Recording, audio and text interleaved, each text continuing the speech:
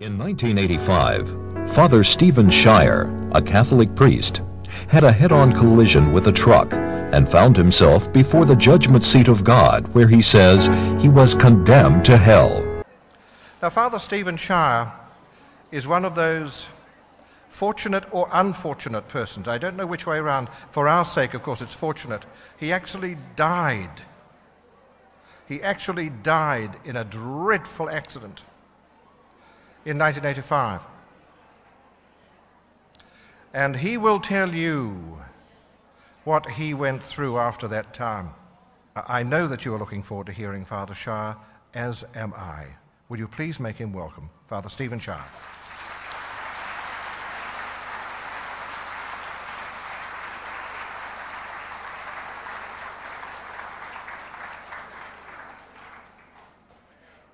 Thank you very much.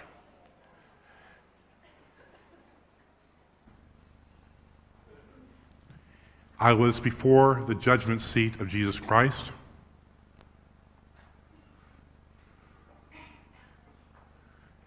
The voice, I've been asked, Father, explain the voice.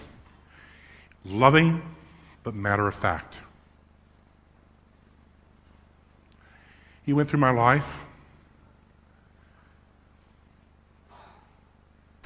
Most particularly, my unforgiven, unconfessed, unrepented, mortal sins that I had not had time to confess or had not confessed.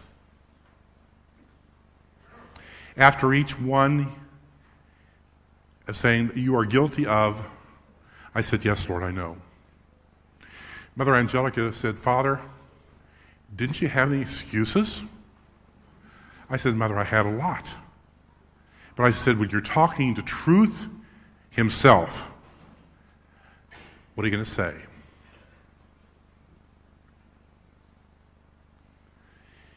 He got to the end, and then he pronounced this. He says, for your sentence, you are to spend the rest of eternity. He said, the rest of eternity in hell. Again, I said, yes, Lord, I know. It wasn't a shock. It was as if he was honoring my choice that I had made. It was the only logical thing he could have said.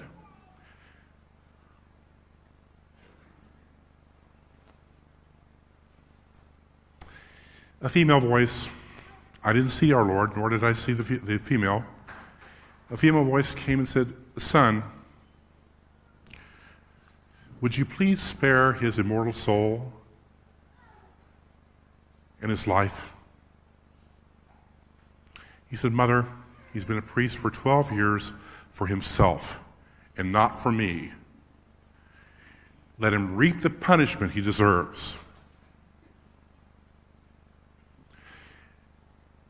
I heard her say, but son, if we give to him special graces and strengths, and then see if he bears fruit, if not, your will be done. There was a short pause. And he said, Mother, he's yours. I have since found out that the reason I was spared, one of the reasons, is to tell people all over the world that first of all, hell exists. And second of all, and just as importantly, that priests are liable to it. And that priests need prayer. The little piece of plastic that you see in the collar of a priest does not guarantee him heaven. We are accountable. We are as accountable to what we do, to what we don't do, to what we say or don't say as you are. And sometimes a little bit more. Because of the fact of who we are and our profession.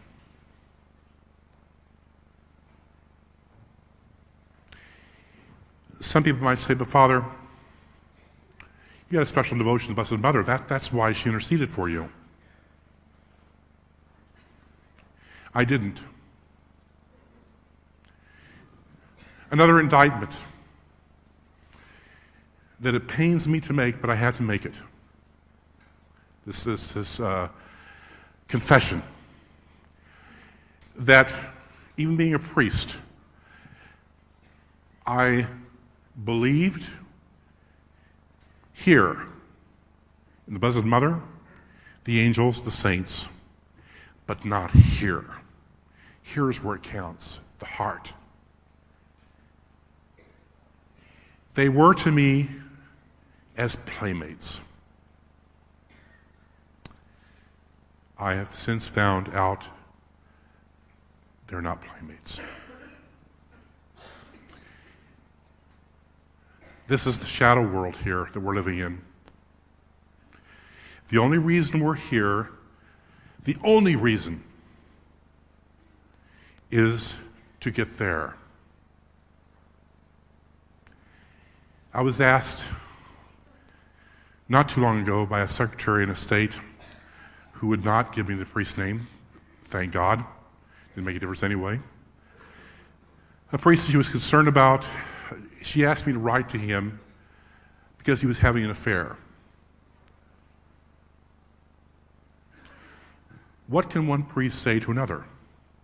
I wrote to him one sentence from my experience.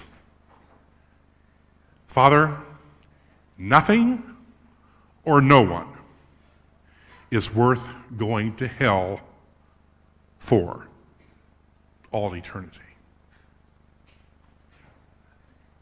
Nothing or no one. I could not stand peer pressure. In other words, I wanted to be one of the guys. Now, the priests at this time seemed to find a need to be just one of the guys too, a layperson.